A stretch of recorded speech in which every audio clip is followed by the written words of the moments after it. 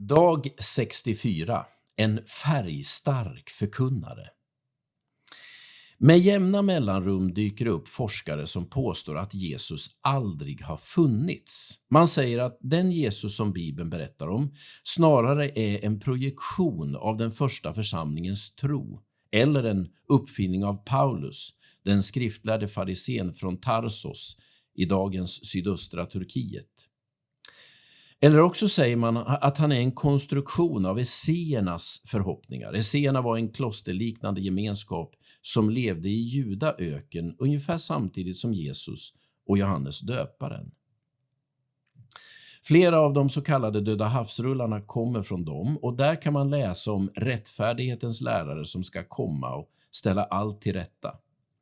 Eftersom esséerna och den första församlingen fanns i samma område och delade samma brinnande längtan efter att Gud skulle gripa in, menar man att Jesus helt enkelt är en fiktiv figur formad av fromma förhoppningar och inte en historisk person.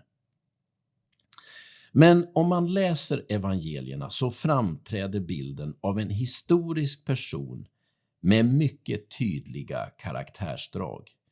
Jesus är en förkunnare som har satt djupa spår hos dem som lyssnat till honom. Han både chockerade och utmanade på ett sätt som fick omgivningen att tveka.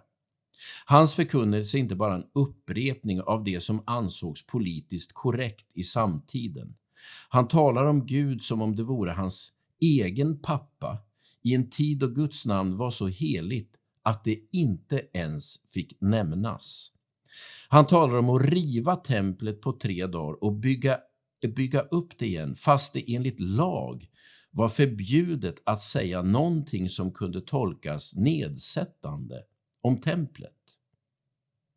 Han talade med kvinnor fast det ansågs både olämpligt och oanständigt, och han tog i spetälska blödarsjuka och döda fast det egentligen gjorde honom rituellt oren.